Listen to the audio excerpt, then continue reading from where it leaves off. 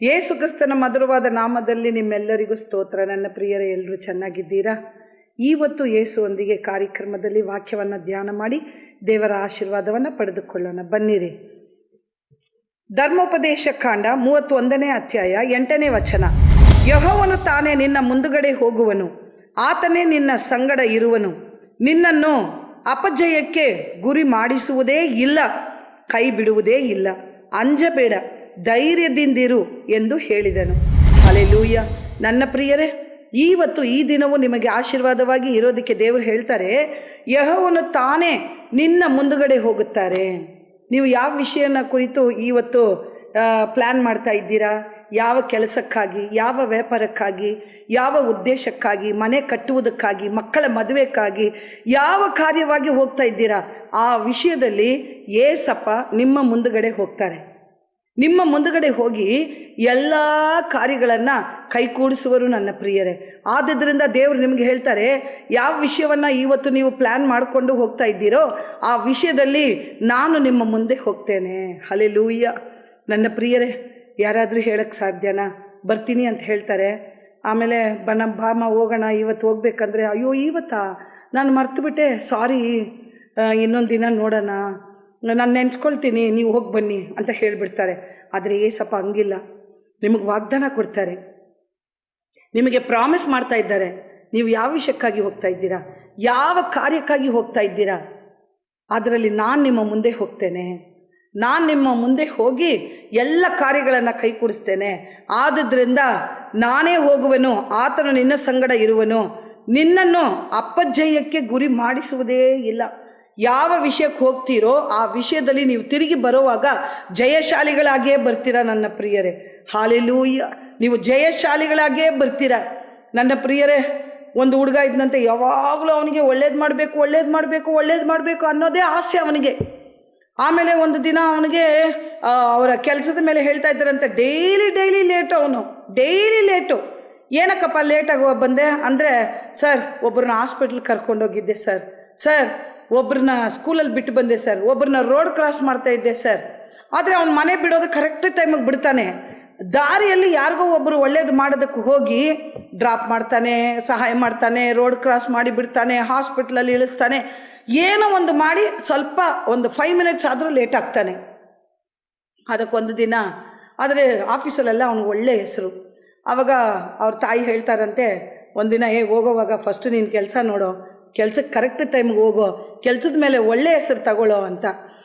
ಒಳ್ಳೆ ಹೆಸರೇ ತಗೊಂಡಿದ್ದೀನಿ, ಏನು ಮಾಡೋದು, ದಾರಿಯಲ್ಲಿ ಏನಾದರೂ ಒಂದು ಸಿಗ್ತದೆ, ಅದರಿಂದ ಅದನ್ನು ಮಾಡಿಬಿಟ್ಟು ಹೋಗ್ತೇನೆ ಆದ್ದರಿಂದ ಅಂತ ಹೇಳ್ಬಿಟ್ಟು ಹೇಳ್ತಾ ಇದ್ದಂತೆ. ಒಂದಿನ ಅವ್ರ ಮ್ಯಾನೇಜರ್ ಕರೆದುಬಿಟ್ಟು HOD ಹೇಳಿದ್ರಂತೆ, ನೋಡು ನಿನಗೊಂದು ಅಪಾಯಿಂಟ್ಮೆಂಟ್ ಫಿಕ್ಸ್ ಮಾಡಿದ್ದೀನಿ, ಎಲ್ಲ ಟೈಮಲ್ಲಿ ಹೇಳೋ ಥರ ನಾನು ಒಳ್ಳೇದು ಮಾಡ್ತೀನಿ ಅಂದ್ಬಿಟ್ಟು ಅಲ್ಲಿ ಕೂಡ ಲೇಟಾಗಿ ಹೋಗ್ಬಿಡ್ಬೇಡ, ಅದು ತುಂಬ ದೊಡ್ಡ ಪ್ರಾಜೆಕ್ಟು, ಅದು ನಮ್ಮನ್ನು ಕೈ ಬಿಟ್ಟು ಹೋಗಬಾರ್ದು, ನೀನು ತುಂಬ ಒಳ್ಳೆಯವನು, ಆದ್ದರಿಂದ ಈ ಕೆಲಸವನ್ನು ನಿನ್ನ ಹತ್ರ ನಂಬಿ ಕೊಡ್ತೇನೆ ಅಂತ ಹೇಳಿಬಿಟ್ಟು ಅವನು ಹೋದ್ನಂತೆ. ಹೋಗ್ಬಿಟ್ಟು ನಾಳೆ ಹೋಗೋವಾಗ 100 ಸತಿ ಹೇಳಿದ್ರಂತೆ ಆ ಮ್ಯಾನೇಜರು, ನೋಡಿ ನಾನು ನಿನಗೆ ಹೇಳ್ತೇನೆ, ಈ ಒಳ್ಳೇದು ಮಾಡಿದೆ, ಆ ಒಳ್ಳೇದು ಮಾಡಿದೆ ಅಂತ ಹೇಳ್ಬಿಟ್ಟು ನೀನು ಪಾಟಿಗೆ ಎಲ್ಲಾದರೂ ಹೋಗ್ಬಿಡ್ಬೇಡ, ಹೇಳೋದನ್ನ ಸ್ವಲ್ಪ ಕೇಳು, ಸ್ವಲ್ಪ ಜ್ಞಾಪಕದಲ್ಲಿ ಇಟ್ಕೋ, ನಾನು ಹೇಳೋದನ್ನ ಸ್ವಲ್ಪ ಜ್ಞಾಪಕದಲ್ಲಿ ಇಟ್ಕೋ ಅಂತ ಹೇಳಿಬಿಟ್ಟು ಎಲ್ಲ ಅಪಾಯಿಂಟ್ಮೆಂಟ್ ಟೈಮು ಮತ್ತು ಆ ಪ್ರಾಜೆಕ್ಟ್ ಫೈಲ್ ಎಲ್ಲ ಅವನ ಕೈಗೆ ಕೊಟ್ಟು ಹೋದ್ರಂತೆ.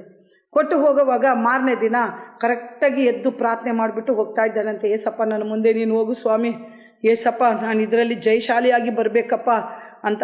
ಅವ್ರ ತಾಯಿ ಹೇಳಿದ್ರಂತೆ, ಇಷ್ಟು ದಿನ ಮಾಡಿದ ಕೆಲಸ ಮಾಡಿಬಿಡ್ಬೇಡ, ನಿನ್ನನ್ನು ನಂಬ್ಕೊಂಡೇ ಕುಟುಂಬ ನಡೀತಾ ಇದೆ, ನಿನ್ನನ್ನು ನಂಬ್ಕೊಂಡೇ ನಮ್ಮ ಮನೆಯಲ್ಲೆಲ್ಲ ಒಳ್ಳೇದು ನಡಿಬೇಕು, ನಿಮ್ಮ ತಂಗಿಗೆ ಮದುವೆ ನಡಿಬೇಕು, ನಮ್ಮ ಮನೆಯಲ್ಲೆಲ್ಲ ಒಳ್ಳೇದು ನಡಿಬೇಕಂದ್ರೆ ನಿನ್ನ ಕೆಲಸದಿಂದಾನೇ, ಆದ್ದರಿಂದ ಕರೆಕ್ಟ್ ಟೈಮ್ಗೆ ಹೋಗ್ಬಿಡೋ ಇವತ್ತು ಅಂತ ಹೇಳಿ ಕಳಿಸಿದ್ರಂತೆ. ಪ್ರಾರ್ಥನೆ ಮಾಡಿ ಕಳಿಸಿದ್ರಂತೆ. ಪ್ರಾರ್ಥನೆ ಮಾಡಿಬಿಟ್ಟು ಏಸಪ್ಪ ನನ್ನ ಮುಂದೆ ಹೋಗು ಅಂತ ಹೇಳ್ಬಿಟ್ಟು ಹೋದರೆ ಹೋಗ್ತಾನೆ, ಸಿಗ್ನಲಲ್ಲಿ ನೋಡಿದ್ರೆ ಒಂದು ದೊಡ್ಡ ಆಕ್ಸಿಡೆಂಟ್.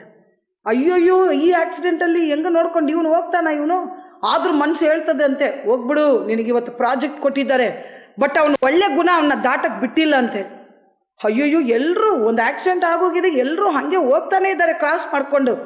ಇವನು ನೋಡ್ದ, ಎಲ್ಲ ಬೈಕನ್ನು ಒಂದು ಕಡೆ ಬಿಟ್ಟ, ಫೈಲ್ನ ಒಂದು ಕಡೆ ಬಿಟ್ಟ, ಆ ಆಕ್ಸಿಡೆಂಟ್ ಆಗಿರೋರನ್ನ ತಗೊಂಡೋಗ್ಬಿಟ್ಟು ICUಗೆ ತಗೊಂಡೋಗ್ಬಿಟ್ಟು ಹಾಸ್ಪಿಟ್ಲಲ್ಲಿ ತಗೊಂಡು ಓಡ್ತಾ ಇದ್ದಾನೆ. ಅವನು ಕೊಟ್ಟಿದ್ದು ಟೈಮೆಲ್ಲ ಹೋಯ್ತು. ಅಲ್ಲಿಂದ ಫೋನ್ ಮಾಡಿದ್ರು ಮ್ಯಾನೇಜರ್ಗೆ, ಸರ್ ನಿಮ್ಮ ಕಡೆಯಿಂದ ಯಾರೂ ಬಂದಿಲ್ಲ ಸರ್, ಅಪಾಯಿಂಟ್ಮೆಂಟ್ ಟೈಮಿಗೆ ಒಳ್ಳೆ ಮೀಟಿಂಗ್ ನಡೀತಾ ಇದೆ, ಪ್ರಾಜೆಕ್ಟ್ ಫೈಲ್ ಇಲ್ಲ, ಮತ್ತು ನಿಮ್ಮ ರೆಪ್ರೆಸೆಂಟೇಟಿವ್ ಕೂಡ ಬಂದಿಲ್ಲ ಸರ್. ತುಂಬ ಕೋಪ ಬಂದ್ಬಿಡ್ತಂತೆ ಅವನಿಗೆ. ತುಂಬ ಕೋಪ ಬಂದು ಅವನು ಹೇಳಿದ್ನಂತೆ ಫೋನ್ ಮಾಡಿ, ಏಯ್ ನೆಕ್ಸ್ಟ್ ನೀನು ನನ್ನ ಆಫೀಸ್ ಒಳಗೆ ಕಾಲಿಕ್ಕೆ ಬೇಡ, ನೀನು ಬರಲೇಬೇಡ ನಿನಗೆ. ಆವಾಗ ಇವನೇನು ಅಂದ್ಕೊಂಡು ಇವನು ಹೋಗಿ ಅಳ್ತಾ ಇದ್ದಾನಂತೆ ಒಂದು ಕಡೆ ಕೂತ್ಕೊಂಡು, ಏಸಪ್ಪ ನನ್ನ ಮುಂದೆ ನೀನೇ ತಾನೇ ಅಪ್ಪ ಹೋಗೋದು, ಯಾಕೆ ಸ್ವಾಮಿ ನನಗೆ ಹಿಂಗೆಲ್ಲ ಆಯಿತು, ಒಳ್ಳೇದು ಮಾಡೋದಕ್ಕೂ ನನಗೆ ಬಿಟ್ಟು ಹೋಗೋದಕ್ಕೂ ಮನಸ್ಸು ಬರೋಲ್ಲ, ನನ್ನನ್ನು ನೀನು ತಾನೇ ಅಪ್ಪ ರೂಪಿಸಿದ್ದು ಅಂತೇಳ್ಬಿಟ್ಟು ಕೂತ್ಕೊಂಡು ಪ್ರಾರ್ಥನೆ ಮಾಡ್ತಾ ಇದ್ದಂತೆ. ಪ್ರಾರ್ಥನೆ ಮಾಡೋವಾಗ ಆ ಮ್ಯಾನೇಜರ್ ತಿರ್ಗಾ ಕಾಲ್ ಮಾಡಿದನಂತೆ. ಅವ್ರ ಅಮ್ಮ, ಅವ್ರ ಮ್ಯಾನೇಜರ್ ಎಲ್ಲರೂ ಫೋನ್ ಮಾಡ್ತಾ ಇದ್ದಾರೆ. ಅವ್ರು ಫೋನ್ ಮಾಡಿ ಇವಾಗ ಏನು ಹೇಳೋದು, ಅವನ ತಾಯಿ ಹತ್ರ ಏನು ಹೇಳೋದು, ಕೆಲಸ ಕಳ್ಕೊಂಡೆ ಇನ್ನೊಂದು ಸತಿ ನನ್ನ ಆಫೀಸಲ್ಲಿ ಬರಬೇಡ ಅಂತ ಹೇಳಿದ್ರು ಅಂತ ಹೇಳೋದಾ? ಅಷ್ಟೆಲ್ಲ ಹೇಳಿ ಕಳಿಸಿದ್ರಲ್ಲ, ಯಾರು ಫೋನು ಎತ್ತಲಿಲ್ಲ. ಕಡೆದಾಗಿ ಮ್ಯಾನೇಜರ್ ಫೋನ್ ಬಂತು. ಮ್ಯಾನೇಜರ್ ಏನಕ್ಕೆ ತಿರ್ಗಾ ಆಲ್ರೆಡಿ ನಾನು ಬರಬೇಡ ಅಂತ ಹೇಳ್ಬಿಟ್ರಲ್ಲ, ತಿರ್ಗಾ ಏನಕ್ಕೆ ಕಾಲ್ ಮಾಡ್ತಾ ಇದ್ದಾರೆ ಅಂತ ಹೇಳಿದ್ರೆ, ಕಾಲ್ ಅಟೆಂಡ್ ಮಾಡಿ ನೋಡಿದ್ರೆ, ಅಯ್ಯೋ ನೀನು ಬಾ, ನಿನ್ನ ಹತ್ರ ಅರ್ಜೆಂಟಾಗಿ ಒಂದು ವಿಷಯ ಮಾತಾಡಬೇಕು ಅಂತ ಹೇಳಿದ್ರಂತೆ. ಎಲ್ಲಿಗೆ ಬಾ, ನೀನು ಇಂಥ ಹಾಸ್ಪಿಟ್ಲಿಗೆ ಬಾ ಅಂತ ಹೇಳಿದ್ರಂತೆ. ಓಡಿ ಹೋಗಿ ನೋಡಿದ್ರೆ ಅಲ್ಲಿ ಅವನು ಬೆಳಗ್ಗೆ ಆ ಸಿಗ್ನಲಲ್ಲಿ ಆಕ್ಸಿಡೆಂಟ್ ಆಗಿ ಬಿದ್ದಿದ್ದು ಬೇರೆ ಯಾರೂ ಇಲ್ಲ, ಆ ಮ್ಯಾನೇಜರ್ ಮಗನೇ ನನ್ನ ಪ್ರಿಯರೇ. ಆವಾಗ ಅವನು ಹೇಳಿದ್ನಂತೆ, ಅಪ್ಪ ಎಷ್ಟು ದೊಡ್ಡ ಕೆಲಸ ಮಾಡಿದ್ಯಾ, ಇನ್ನೊಬ್ರಿಗೆ ಒಳ್ಳೇದು ಮಾಡಬೇಡ, ನೀನು ಫಸ್ಟ್ ಕೆಲಸ ನೋಡು ಅಂತ ಹೇಳಿದೆ, ಆದರೆ ನೀನು ಇವತ್ತು ಕಾಪಾಡಿರೋದು ನನ್ನ ಮಗನ್ನೇ ಕಾಪಾಡಿದ್ಯಾ ಅಂತ ಹೇಳಿಬಿಟ್ಟು ಆ ಆಫೀಸಲ್ಲಿ ಅವನಿಗೆ ದೊಡ್ಡ ಪೋಸ್ಟನ್ನು ಕೊಟ್ಟು ಸಂಬಳ ಎಲ್ಲ ಡಬಲ್ ಮಾಡಿ ಇಟ್ರಂತೆ ನನ್ನ ಪ್ರಿಯರೇ. Hallelujah, hallelujah. ಏಸಪ್ಪ ನಿಮ್ಮ ಮುಂದೆ ಹೋದರೆ ಅಪಜಯಕ್ಕೆ ಯಾವತ್ತೂ ನಿಮ್ಮನ್ನು ಗುರಿ ಮಾಡೋದೇ ಇಲ್ಲ. ಸಿಚುವೇಶನ್ಸ್ ಬೇಕಾದರೆ ಬದಲಾಗ್ತದೆ ಹೊರತು ನಿಮಗೆ ಜಯ ಸತ್ಯ ನನ್ನ ಪ್ರಿಯರೇ.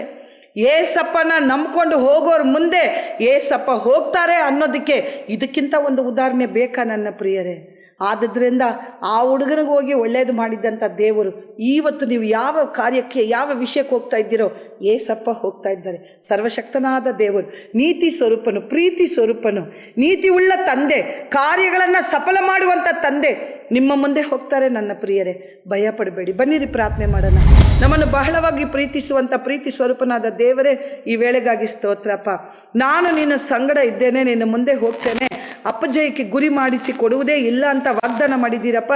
ಇವತ್ತು ನಿಮ್ಮ ಮಕ್ಕಳು ಯಾವ ವಿಷಯಕ್ಕೆ, ಯಾವ ಕೆಲಸಕ್ಕೆ, ಯಾವ ಶುಭ ಕಾರ್ಯಕ್ಕಾಗಿ ಹೊರಡುತ್ತಾರೋ ನೀವು ಅವರ ಮುಂದೆ ಹೋಗ್ಬಿಡು ಸ್ವಾಮಿ. ಏಸಪ್ಪ ಎಲ್ಲ ಕಾರ್ಯವನ್ನು ಜಯವಾಗಿ ಬದಲಾಯಿಸಪ್ಪ.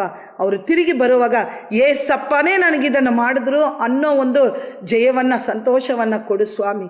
ಆಶೀರ್ವದಿಸಿ ದಾರಿ ನಡೆಸಪ್ಪ. ನಮ್ಮ ಕರ್ನಾಟಕ ರಾಜ್ಯದಲ್ಲಿರುವಂಥ ಎಲ್ಲ ಕುಟುಂಬಕ್ಕೂ ಜಯ ಉಂಟಾಗಲಿ, ಶುಭ ಉಂಟಾಗಲಿ ಸ್ವಾಮಿ. ಎಲ್ಲರ ಮುಂದೆ ನೀನಿರು ರಾಜ. ಆಶೀರ್ವದಿಸಿ ದಾರಿ ನಡೆಸಪ್ಪ. ಲೋಕದ ರಕ್ಷಕನಾದ ಯೇಸು ಕ್ರಿಸ್ತನ ಮಧುರವಾದ ನಾಮದಲ್ಲಿ ಬೇಡಿ ಹೊಂದಿಕೊಳ್ತೇನೆ ನನ್ನ ತಂದೆಯೇ. Amen, amen. God bless you all.